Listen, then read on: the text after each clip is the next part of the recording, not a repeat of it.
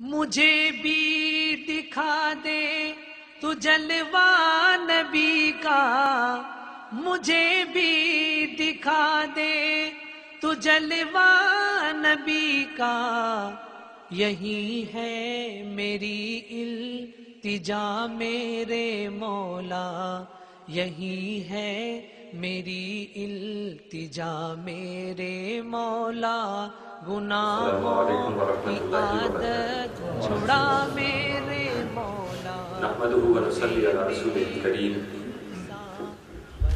وبعد، فاعوذ بالله من الشيطان الرجيم، بسم الله الرحمن الرحيم۔ قال النبي صلى الله تعالى عليه وسلم: خير يوم طلعت عليه الشمس يوم الجمعة، صدق الله وصدق رسوله النبي الكريم، ونحن على ذلك لمن الشاهدين والشاكرين، والحمد لله رب العالمين۔ إن الله وملائكته يصلون على النبي، يا أيها الذين آمنوا صلوا عليه وسلموا تسليما۔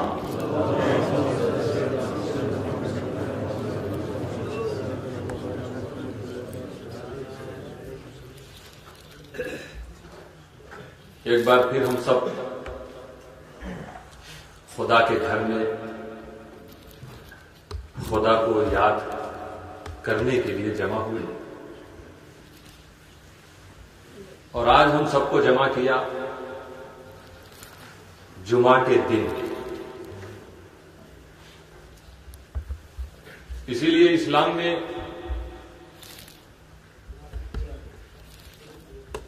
مسلمان آج کے دن کو سیلیبریٹ کرتے ہیں، عید کا دن ہے۔ ویسے یہ بڑی محرومی کی بات ہوتی ہے کہ آس پاس رہتے ہوئے بھی مسلمان پانچوں وقت اپنی سب سے بڑی ڈیوٹی کو، جس کے لیے اللہ تعالیٰ نے دنیا میں بھیجا، وہ سجدے، وہ عبادت، وہ ذکر جو ہماری پیدائش کا مقصد ہے، وقت بھی ہمارے پاس ہے، ہم قریب بھی ہیں، اس کے باوجود ہمارا یہ ماتھا بارگاہ الہی میں جھکنے کو تیار نہیں ہے۔ اور وہ بڑے خوش نصیب لوگ ہوتے ہیں کہ جب مؤذن حی علی الصلاۃ کہہ کر انہیں دعوت دیتا ہے، حی علی الفلاح کہہ کر انہیں پکارتا ہے، تو وہ لوگ دنیا کے سارے کاموں کو چھوڑ کر خدا کی طرف جو آواز انہیں بلا رہی اس طرف چلے جاتے ہیں۔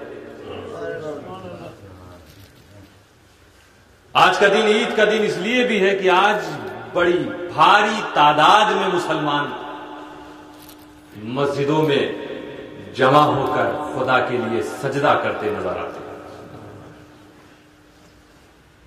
نبی اکرم صلی اللہ علیہ وسلم نے فرمایا کہ دنوں میں سب سے بیسٹ ڈے ہمارے لیے وہ جمعہ کا دن ہے، اور اس دن کی خصوصیت اور اس کی امپورٹنس ویسے بھی اجاگر ہو جاتی ہے کہ جب ہم یہ دیکھتے ہیں کہ قرآن کی 114 سورت میں سے ایک سورت کا نام سورۃ الجمعہ ہے۔ اسی سے معلوم ہو رہا ہے کہ آخر جمعہ ہے کیا چیز۔ ایک مکمل سورت، اس کا نام جمعہ، اور اس سورت کے لاسٹ میں اللہ تعالی مسلمانوں کو، مومنین کو پیغام دے رہا ہے، رب تعالیٰ اپنے بندوں کو بلا رہا ہے اور فرما رہا ہے: یا ایھا الذین آمنوا، اے ایمان والو،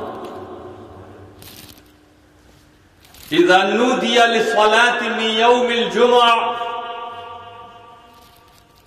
آیت کریمہ کا جو مفہوم ہے کہ جب جمعہ کی نماز کے لیے آذان دی جائے، آذان جب ہو جائے فَاسْعَوْا إِلَى ذِكْرِ اللَّهِ وَذَرُوا الْبَيْعَ، قرآن کا یہ حکم، جب آذان ہو جائے تو اللہ کے ذکر کی طرف بڑی تیزی سے کوئکلی تم پہنچ جاؤ مسجدوں میں۔ اب لیٹ ہونے کی ضرورت نہیں، اب منٹ سے منٹ ملا کے آنے کی ضرورت نہیں کہ اس وقت امام خطبہ دیتے ہیں، اس وقت نماز شروع ہوتی ہے۔ ایسے بہت سے لوگ ہیں جو دیکھنے میں آتا ہے کہ امام ممبر پر خطبہ دے رہے ہوتے ہیں اور وہ وضو کر رہے ہیں۔ انہوں نے اپنی شاپ چھوڑی ہے اس وقت جب امام ممبر پہ آ چکا۔ یہ بڑی محرومی کی بات ہے، کیونکہ آپ ہفتے میں ایک دن آپ کو توفیق ملی، 6 days، 5 ٹائمز میں سے ایک بھی ٹائم نہ ظہر میں، نہ فجر میں، نہ عصر میں، نہ مغرب میں، نہ عشاء میں کیسے مسلمان ہو کہ تمہیں اللہ نے توفیق ہی نہیں دی؟ ہر چیز تمہارے پاس ہے، سب خدا کی دی ہوئی، جس دکان پہ بیٹھے ہو وہ بھی خدا کی دی، جو لباس پہنے ہوئے ہیں وہ بھی خدا کا دیا ہو، جو فیملی تمہارے پاس وہ بھی خدا کی دی ہوئی، جو کھانا تم کھاؤ گے وہ بھی خدا کا دیا ہوا، سب کچھ تمہارے پاس خدا کا دیا ہوا ہے، مگر محرومی یہ کہ خدا نے تم کو اپنی عبادت کی توفیق نہیں دی۔ انسان ایک مسلمان کو اپنے لیے موت سمجھنا چاہیے اس کو، کہ وہ ساری چیزیں جسے وہ سمجھ رہا خدا نے دی ہے یہ تو چھوڑ کے جائے گا، اور ایک توفیق اگر عبادت کی اس کے پاس ہے، جس توفیق کی وجہ سے وہ 5 وقت مسجد میں حاضر ہو کر خدا کے حکم کو پورا کرتا ہے، اسی کو لے کر وہ اپنی قبر میں جائے گا۔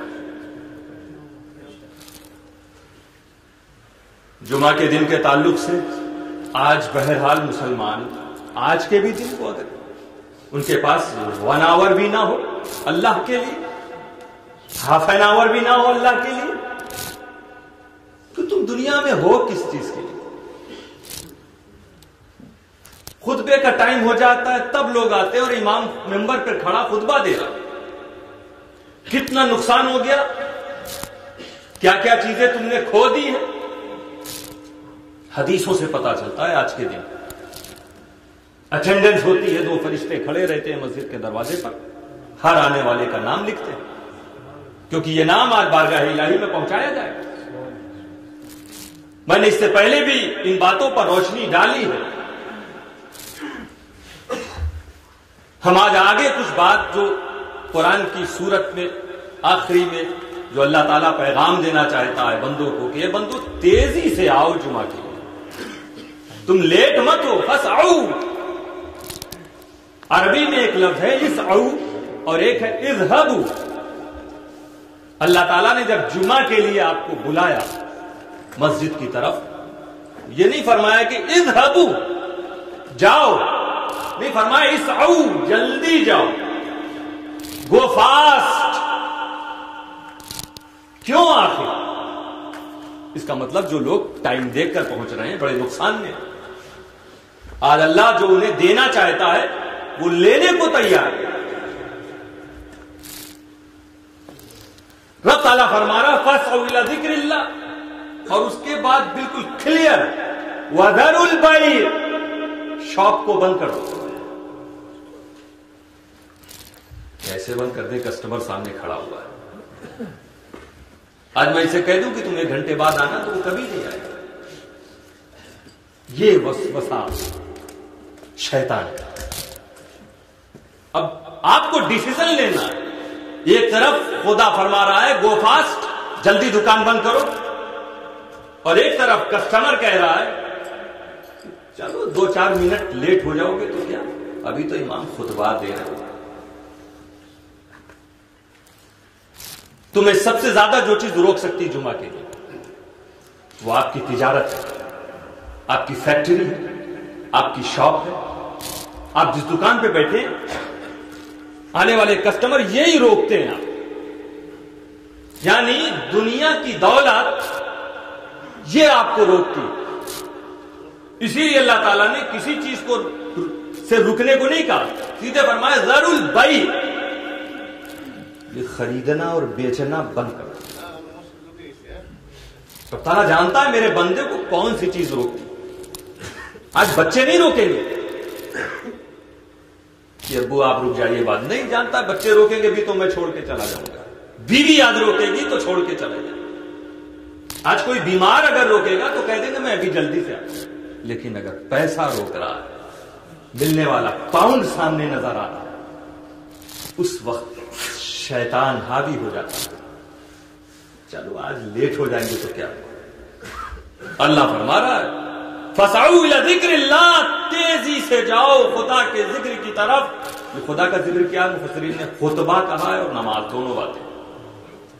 بہت سے لوگ خطبے کو امپورٹنس نہیں دیتے, وہ سمجھتے ہیں ابھی تو نماز شروع نہیں.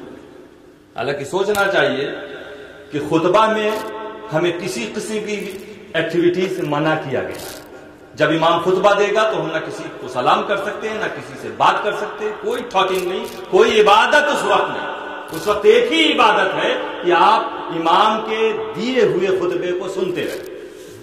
صرف ایک ہی عبادت ہے, باقی سب منع. تو ایک طرح سے نماز کی ہی کنڈیشن ہے جب خطبہ امام دے رہا. جس طرح نماز میں نہ ہم کھا سکتے ہیں, نہ پی سکتے ہیں, نہ بات کر سکتے ہیں, نہ کسی کو سلام کر سکتے ہیں, اسی طرح خطبہ میں بھی ہو. تو ہماری جمعہ کی عبادت شروع ہو گئی ہے امام کے خطبہ سے. اس سے پہلے 4 سنت بھی ہے. بہت سے ایسے بھی لوگ ہیں جسے سنتوں کو ایسا لگتا ہے کوئی ویلیو نہیں دے رہے. جسے محمد مصطفیٰ نے اپنایا, لاکھوں صحابہ میں سے کوئی صحابی ایسا نہیں جس کی حدیث میں یہ ملے کہ میں نے سنتوں کو چھوڑا. ارے اس میں تو کچھ سنت جو مؤکدہ ہیں, یعنی جن کو پڑھنا ہی پڑھنا ہے. جمعہ سے پہلے کی سنت ہے, ظہر سے پہلے کی سنت ہے, ظہر کے بعد کی سنت ہے, فجر کے پہلے کی سنت ہے. چھوڑنے والا گنہگار ہے. کچھ سنتیں ایسی ہوتی ہیں جو چھوڑ سکتے ہیں آپ. عصر سے پہلے 4 سنت کسی نے نہیں پڑھا تو گنہگار نہیں ہے. سنت وہ بھی ہے, سنت یہ بھی. لیکن کچھ ایسے ہمارے بیچ میں بڑے عجیب انداز میں ان کو لگتا ہے کہ فرض ادا ہو گیا, خدا خوش ہو گیا. صحابہ کے راستے پہ چلنے کا دعویٰ کرنا یہ تو بڑا آسان ہے کہ جیسے صحابہ کرتے تھے ویسے ہم کرتے تھے. کسی صحابی نے سنت چھوڑی؟ اس دور میں سنتوں کو اس طرح سے چھوڑنا یہ بدعت نہیں ہے کیا؟ صحابہ کے ذوق و شوق کو تو دیکھیے. یہ تو نماز کی کچھ سنتیں وہ ہیں جو ہر حال میں پڑھنی ہیں, کچھ سنتیں چھوڑ سکتے ہیں. صحابہ کرام تو مصطفیٰ صلی اللہ علیہ وسلم کی اداؤں کو دیکھا کرتے تھے. ایک صحابی رسول حضرت عبداللہ ابن عمر اپنی اونٹنی کو لے کر ایک کھیت میں گھوم رہے ہیں. ہاتھ میں کیمل کی لگام ہے اور کھیت میں چکر لگا رہے ہیں. فیلڈ میں لوگ سامنے آئے, یہ کیوں ایسا کر رہے ہیں؟ جانتے کیا جواب دیا؟ فرماتے مجھے خود نہیں معلوم, I don't know میں کیا کر رہا ہوں. بس مجھے یہ معلوم ہے کہ میں نے اپنے حبیب محمد مصطفیٰ کو ایک بار ایسے ہی کرتے دیکھا. نعرہ تکبیر, نعرہ رسالت. تو یہ اداؤں کو دیکھنے والی یہ صحابہ کا طریقہ ہے. صرف یہ مت دیکھو صحابہ کے زمانے میں یہ نہیں تھا, آج ہے تو بدعت. صحابہ سنتوں کو نہیں چھوڑتے تھے.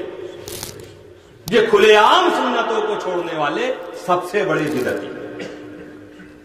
دوستو 5 منٹ میں آپ کا کوئی نقصان نہیں ہونے والا, مگر گناہ سے آپ بچ جائیں. نبی صلی اللہ علیہ وسلم کو راضی کر رہے ہیں.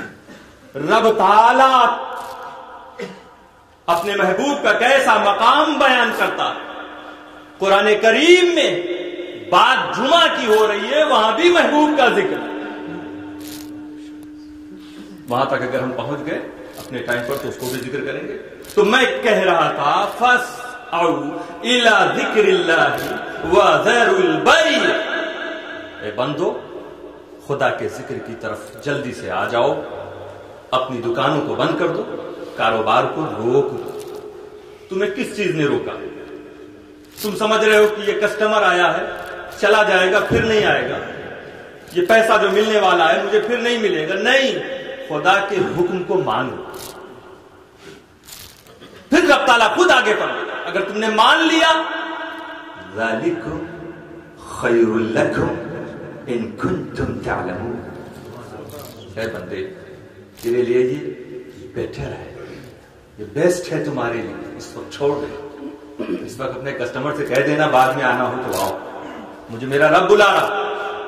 اس وقت کروڑوں کی دولت مل رہی ہو تو اسے بھی پھینک دینا، رب بلا رہا ہے، یہ مت سمجھنا یہ کروڑوں بہتر ہے، یہ بیسٹ ہے، نہیں، ذالکم خیر لکم ان کنتم تعلمون، اللہ فرما رہا ہے جو میں کہہ رہا ہوں وہ بیسٹ ہے، ہاں وہ بہتر ہے تمہارے لیے۔ اب آگے رب تعالیٰ فرماتا ہے فَإِذَا قُضِيَتِ الصَّلَاةُ فَانتَشِرُوا فِي الْأَرْضِ، اور جب نماز ادا کر لی گئی، جب نماز جمعہ پوری ہو گئی، دیکھیے سنت کی بات میں ایک حدیث ابھی اس کو میں پھر سے دہرا دوں کہ جمعہ کے دن من اغتسل ثم اتى الجمعہ، نبی صلی اللہ علیہ وسلم فرماتے جمعہ کے دن جس نے غسل کیا، باتھ لیا اور پھر جمعہ کے لیے وہ آیا، فصلى ما قدر له، اور پھر اس نے نماز پڑھا جو اس کے لیے مقدر کی گئی، یہ سنت نماز کی بات ہے، کیونکہ آگے پھر نماز کی بات ہے کہ امام کے ساتھ نماز، تو امام کے ساتھ تو ہم فرض پڑھتے ہیں، یہ پہلے کون سی نماز، تو یہ سنت ہے، حدیث سے بھی ثابت ہے، اور اس کی فضیلت اب دیکھیے کہ سنت پڑھی، اس کے بعد حضور صلی اللہ علیہ وسلم فرماتے ہیں ثم انصت حتى يفرغ الامام من خطبته، سنت پڑھنے کے بعد وہ شخص خاموش بیٹھا، بالکل سائلنٹ بیٹھ گئے، امام جب منبر پہ آ گیا ہم سب خاموشی سے بیٹھ کر، حضور فرما رہے خاموش رہو، کب تک؟ یہاں تک کہ امام اپنے خطبے کو کمپلیٹ کر لے، اتنا کام کرنا۔ دیکھیے میرے رسول صلی اللہ علیہ وسلم نے یہ نہیں فرمایا کہ امام کا یہ خطبہ عربی میں ہے، کبھی کبھی ہو جاتی ہے نا بات کہ جس لینگویج کو ہم سمجھ نہیں رہے ہیں اس کو سننے سے فائدہ ہے،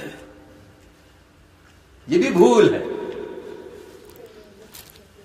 ٹوٹلی ہم نماز عربی میں پڑھتے ہیں، ہمیں کوشش کرنی چاہیے کہ ہم جو نماز میں جو چیز پڑھ رہے ہیں اس کو سمجھے بھی، تب آپ کو مزہ ملے گا نماز میں۔ سورہ فاتحہ آپ نے پڑھا، آپ کو میننگ نہیں معلوم، جب میننگ معلوم ہو جائے گی تو پتا چلے گا کہ کیا سورہ فاتحہ۔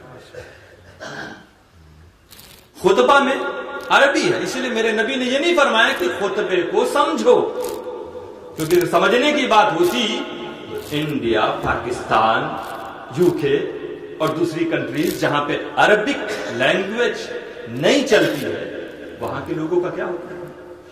اس لیے میرے رسول نے یہ نہیں فرمایا کہ سنت پڑھنے کے بعد خطبے میں جو امام کہے اس کو سمجھو، نہیں، خاموش بیٹھو، کب تک؟ جب تک امام خطبے کو کمپلیٹ نہ کرے، اور پھر ثم یصلی، خطبے کے بعد وہ شخص امام کے ساتھ نماز پڑھ،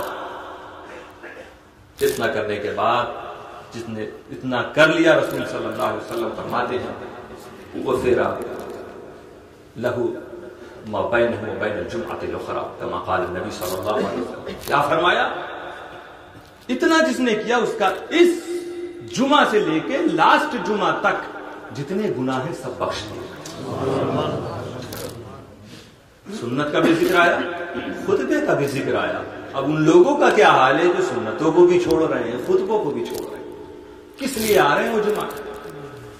اسی لیے رب تعالیٰ نے فرمایا تھا جلدی آ جاؤ تاکہ تمہیں سنت کا بھی وقت مل جاوے اور خطبہ سننے کا بھی وقت مل جاوے، جب تمہیں یہ دونوں چیزیں مل جائیں گی تو میری مغفرت بھی مل جائے گی۔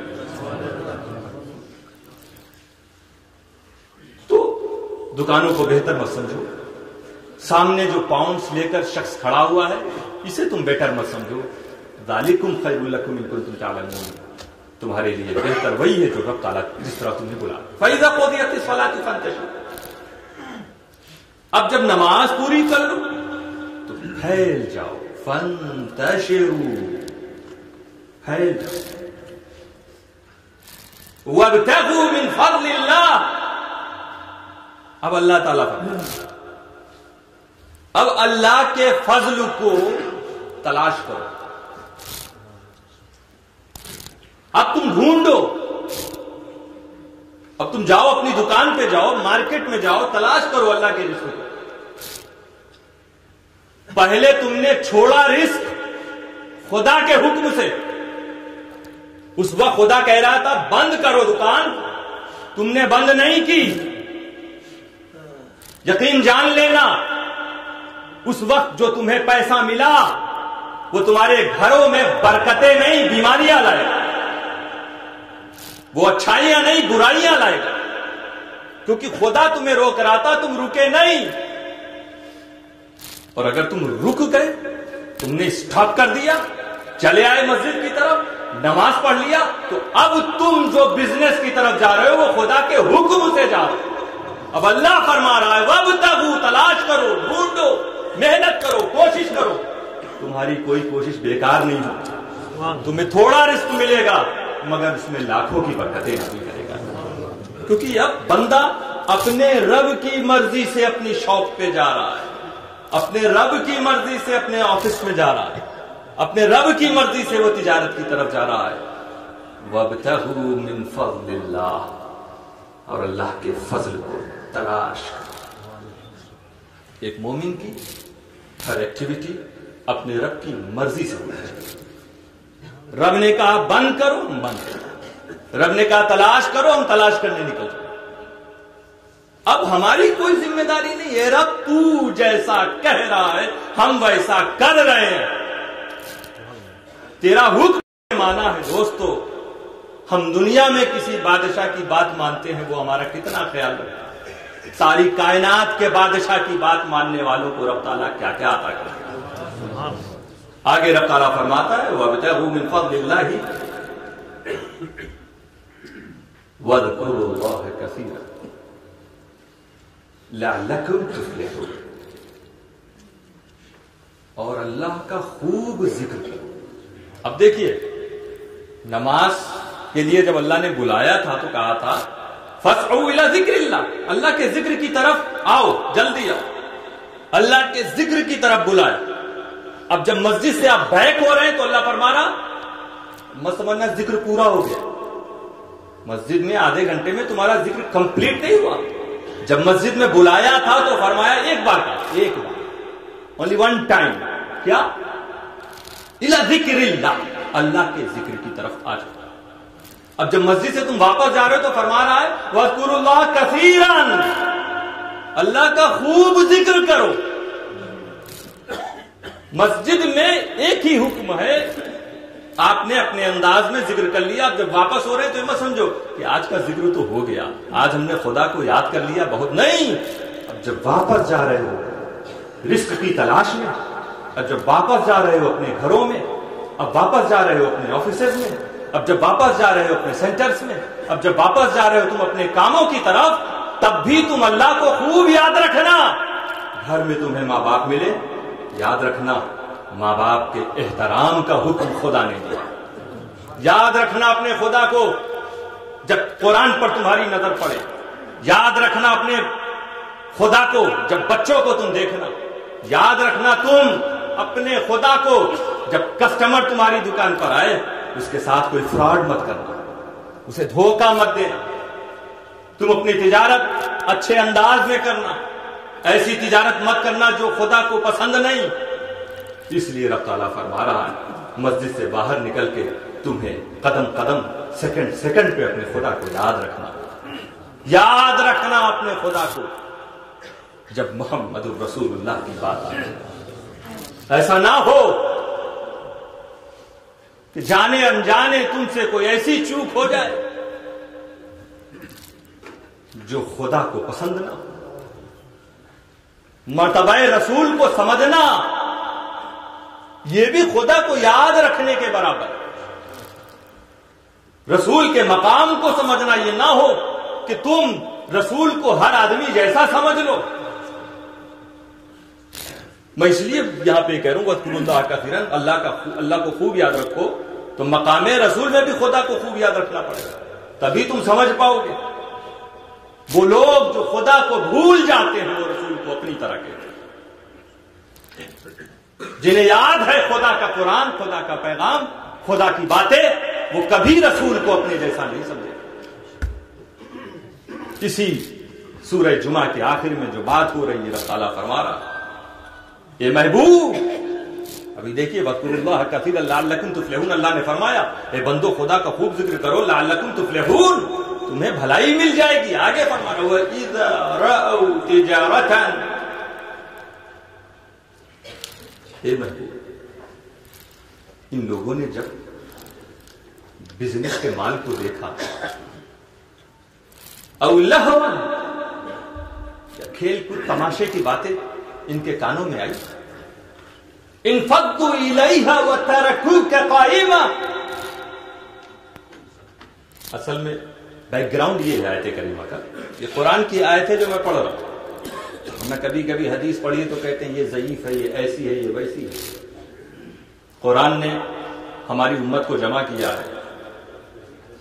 افسوس ہے کہ فرقے ہمارے بیچ میں بہت ہیں. ان فرقوں میں ایک فرقہ جو ہے وہی نجات پائے گا، اور بحمداللہ وہ اہل سنت والجماعت کا فرقہ. اس فرقے کے سوا کوئی فرقہ نجات پانے والا نہیں. اس بات کو کہنے میں کوئی جھجک بھی نہیں ہے کہ صرف نماز کو پڑھتے دیکھنا یہ کسی کے صحیح ہونے کی دلیل نہیں ہوتی، کیونکہ جسے رب نے مردود کیا، جو سارے شیطانوں کا سرغنہ ہے، کوئی ایسا چپا، کوئی ایسا پلیس نہیں کائنات میں جہاں اس نے سجدہ نہیں کیا. عبادتوں سے کسی کی نجات نہیں ہے.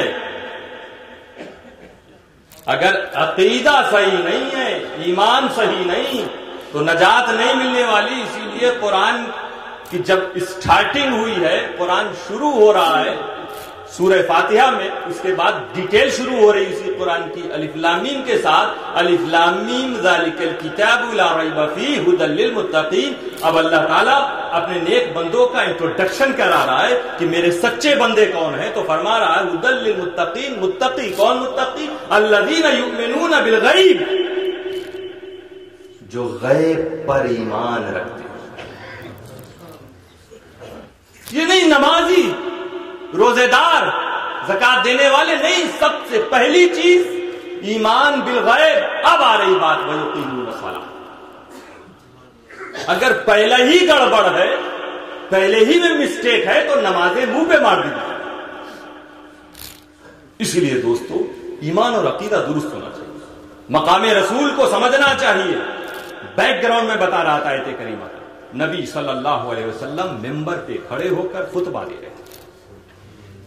سامنے مسلمان نمازی صحابہ کرام. اچانک ملک شام سے، سیریا جسے آج سیریا کہتے ہیں، وہاں سے کچھ تاجروں کا قافلہ آیا سامان لے کر. کئی بزنس مین وہاں پہنچے اور وہ پہلے طبل بجاتے تھے. ڈھول ایک طرح کا ہوتا تھا، اس کی آواز نمازیوں کے کان میں گئی. اس وقت یہ صحابہ بڑی پریشانی کے حال میں تھے. ان کے پاس زیادہ رزق نہیں تھا، بڑی محتاجی کی زندگی تھی. جب انہوں نے کان میں سنا ارے تجارت کا مال آیا ہوا ہے، تو بڑے خوش ہو گئے کہ چلو جلدی سے، ایسا نہ ہو کہ ہم لوگ مسجد میں رہیں اور مال والے چلے جائیں. تو مصطفیٰ صلی اللہ علیہ وسلم خطبہ دے رہے تھے اور وہ لوگ چلے گئے. صرف 12% ایسے تھے جو بیٹھے، 12 کے علاوہ پوری مسجد خالی. حضور خطبہ دے رہے. اب یہ مت سمجھیے گا کہ خطبہ دے کے صحابہ چھوڑ کے چلے گئے. یہ وہ ٹائم تھا جب خطبہ نماز کے بعد ہوتا تھا. پہلے نماز ہو گئی پھر خطبہ. اور اس وقت خطبہ واجب نہیں تھا، اس لیے صحابہ نے سوچا کہ سننا ضروری نہیں ہے، چلو اپنے مال کی تلاش کر لو، ورنہ وہ لوگ چلے جائیں گے تو فیملی بھوکی ہے، بچوں کو کھانا دینا ہے۔ وہ لوگ چلے گئے،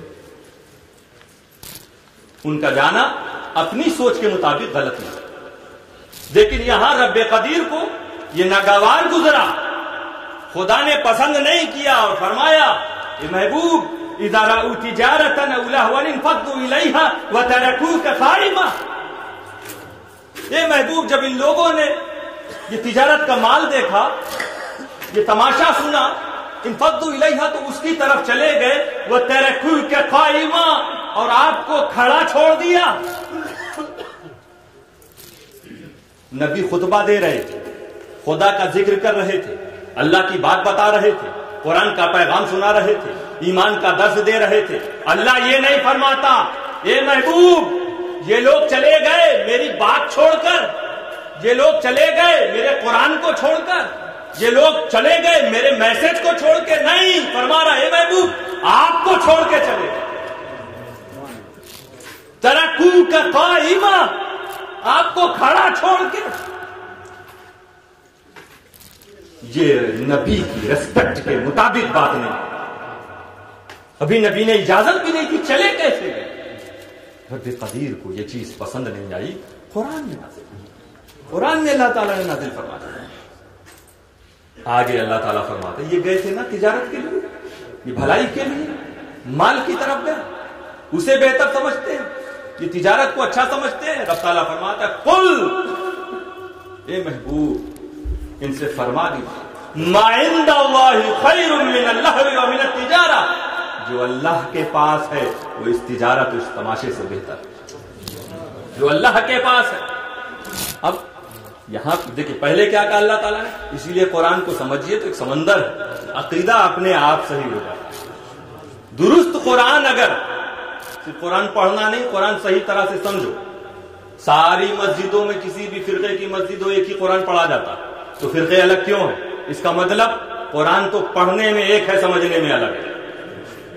سب اپنے اپنے حساب سے سمجھنے کی کوشش کرتے ہیں، رسول کے حساب سے سمجھنے کی کوشش کرو، خود اپنے آپ مقام رسول معلوم ہو جائے گا کہ اگر رسول تمہاری طرح ہوتے تو خدا منع نہیں کرتا ہے صحابہ تمہارا کام پورا ہو گیا، جیسے تم ہو ویسے محمد ہے، تم جا سکتے ہو۔ نہیں، عام خطیبوں کی طرح مصطفیٰ کو مت سمجھنا، عام عالموں کی طرح مصطفیٰ کو نہ سمجھنا، عام رہنماؤں کی طرح مصطفیٰ کو نہ سمجھنا۔ یہ وہ ہیں جہاں یہ ہوتے ہیں وہاں خدا کا جلوہ نظر آتا ہے۔ نعرہ تکبیر، نعرہ رسالت۔ جہاں یہ ہو وہاں خدا کا جلوہ ملے گا تمہیں۔ تو اسی آیت سے اگر سمجھو تو سمجھ میں آ جاتا۔ اللہ تعالیٰ پہلے فرما رہا یہ لوگ چلے گئے آپ کو چھوڑ کر، اور پھر فرما رہا اللہ کے پاس تجارت سے بڑھیا، یعنی اگر رہتے تو یہ اللہ کے پاس رہتے، اگر یہ موجود رہتے تو اللہ کے پاس رہتے، چھوڑ کے گئے مصطفیٰ کو، یعنی مصطفیٰ کے پاس تمہیں خدا کا جلوہ نظر آئے گا۔ قل ما عند اللہ خیر من اللہو ومن التجارہ، اے محبوب فرما دیجیے۔ اب دیکھیں یہاں پہ قل، 2 منٹ بچا میرے پاس، ہم اپنی بات کو کمپلیٹ کریں گے۔ قل اے مصطفیٰ، ٹیل دیم، ان سے کہہ دیجیے، ان سے کہیے، آپ کہیے۔